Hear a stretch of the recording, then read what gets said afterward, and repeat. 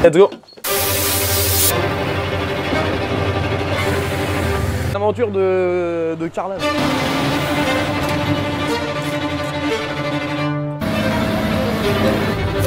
J'ouvre les portes de l'atelier.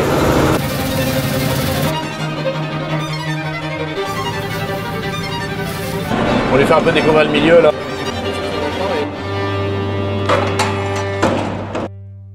Salut à tous, c'est Carlan. Aujourd'hui, on prépare les moissonneuses pour finir les récoltes de céréales 2024. Il nous reste la valeur de 40 hectares à loger. Aubin il est en train de rajouter un petit peu d'éclairage là sur sa machine. Il en profitera certainement pas cette saison parce que vu ce qui reste, je pense qu'il est un petit peu trop tard. Mais en tout cas, ce sera fait pour l'année prochaine. Tantôt, moi personnellement, je ne sais pas si je vais partir moissonner. On va certainement préparer la moissonneuse si on a 5 minutes avant de partir livrer la benne de grains qui est attelée au jaune d'air. Et vous allez me suivre dans cette journée. Bon, allez les gars, là on y va, on prend le JD. On file sur Chanu livrer cette benne de blé que j'ai récoltée vendredi soir. Et puis on va essayer de vous faire quelques plans de la route et certainement de la coopérative quand on arrivera. Vas-y, let's go!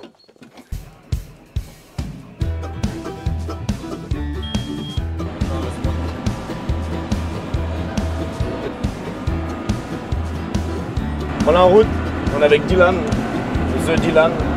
On lui fait un peu découvrir le milieu là. Il est un peu dépaysé si je puis dire. On file à Chanu livrer cette benne de blé. Sur le retour, on va prendre des big blocs d'aliments que j'ai à ramener à la ferme. Au lieu que je me les fasse livrer, on va faire d'une pierre deux coups. Et après, je finis de préparer ma batteuse et on décolle battre.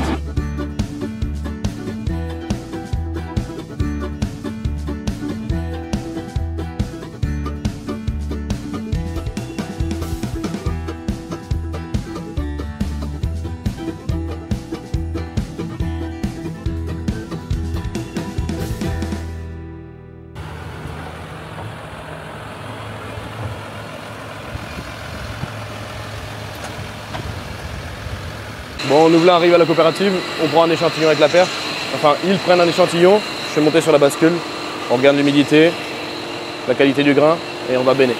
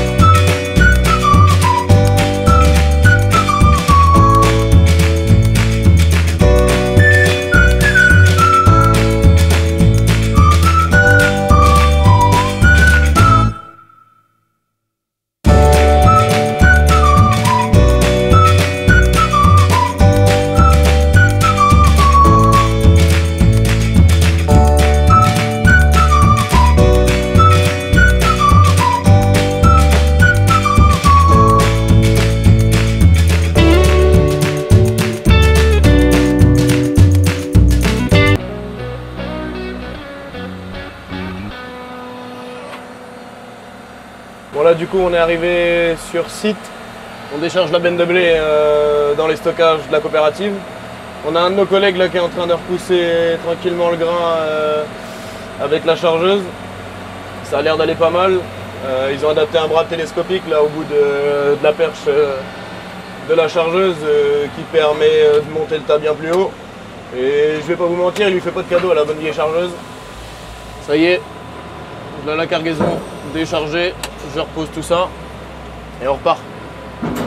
La bonne vieille benne à lin qui aura encore bien fait son job.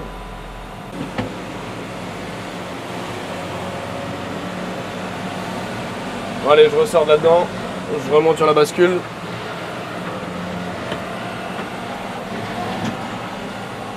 On va voir quel tonnage on avait dans la remorque.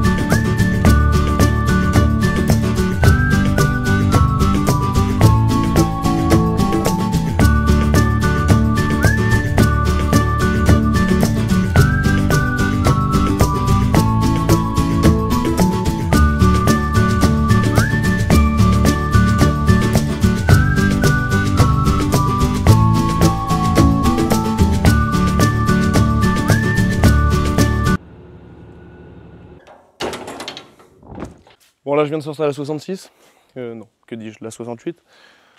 On va mettre un coup de soufflette au radiateur, petit coup d'entretien avant de décoller là tantôt pour certainement aller moissonner du triticale. Souffler les radiateurs, filtre à air, certainement plein de fuel, on fait ça. Un peu de filtre à air, clé de 17 pour le dessolade de risée, de la cartouche qui est dedans le boîtier. On sort ça, gros coup de soufflette histoire que qu'elle respire bien, hein, parce que bon, ça reste le plus important.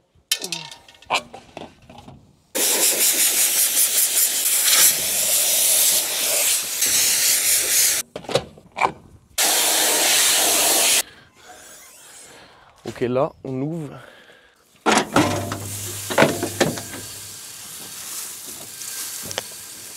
Essaye de vider tout ce qu'il peut y avoir. Des fois, ça peut arriver avec des branchements, des cailloux. Donc on les enlève. Là, juste en dessous de moi, ou au-dessus de moi, il y a le batteur. Toute la marchandise récoltée devant passe par là. Donc il y a intérêt que ce soit le moins dérangé possible. On baisse ça, histoire d'y voir un peu plus clair. Je pense dans une prochaine vidéo où on va entretenir les machines, où on va les entretenir là pour l'hivernage, je vous ferai une vidéo un peu plus en détail de la mécanique et comment est-ce qu'elles fonctionnent, toutes ces machines. Je referme ça.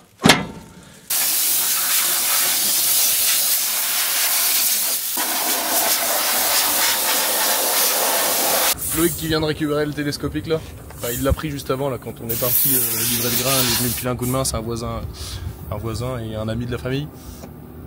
Il vient d'arriver et il a freiné un peu fort, il a failli se bouffer le pare-brise.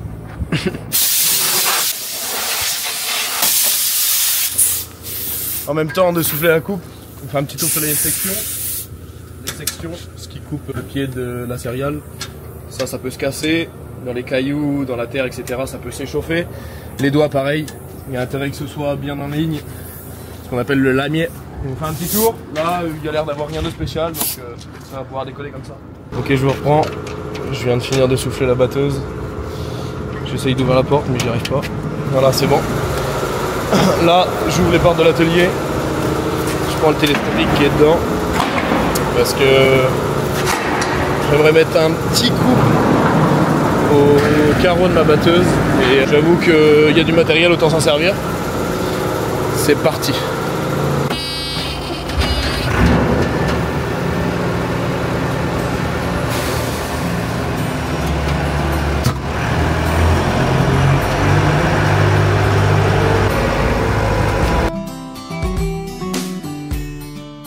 Ouais, il nous fait des petites blagues comme ça de temps en temps là. On était en train de, je sais plus quoi, bricoler avec la semaine dernière. Pareil, tout le monde dessus, il démarre pas, super. Bon, c'est encore une panne à la con. Donc là, on va essayer la méthode du grand-père. C'est-à-dire qu'il n'y a pas besoin de clé.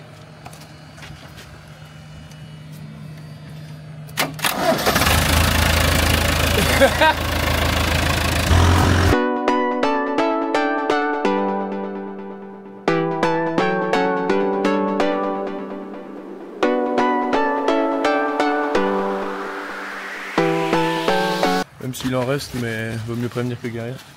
Je préfère m'assurer d'avoir le plein et d'être sûr de faire la journée ou en tout cas l'après-midi. À la soif.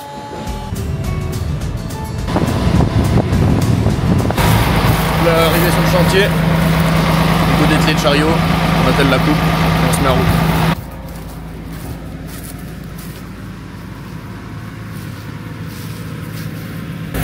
Le chariot, ça arrive qu'on n'arrive pas tout à fait droit, on se met pas tout à fait en place, tu la reposes un petit peu. Et là, ça va tout seul.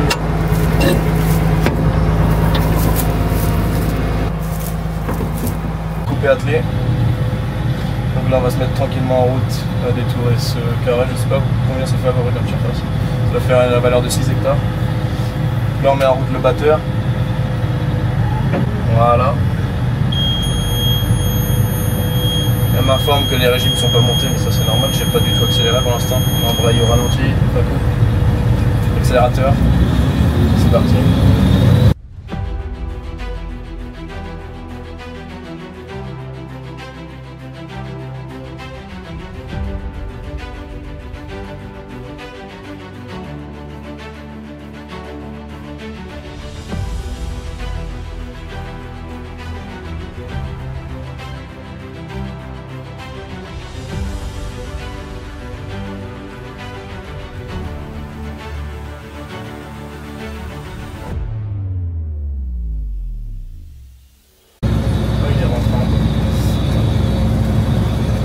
Bonjour tout le monde, je termine le 3e tour là, de la parcelle de triticale qu'on vient d'entamer juste avant. En humidité on n'est certainement pas très bon, donc on va peut-être arrêter. Je vous retiendrai au courant dans une prochaine vidéo. N'oubliez pas de vous abonner, d'activer la cloche, partager, liker, commenter et on se retrouve dans la prochaine. Salut à tous.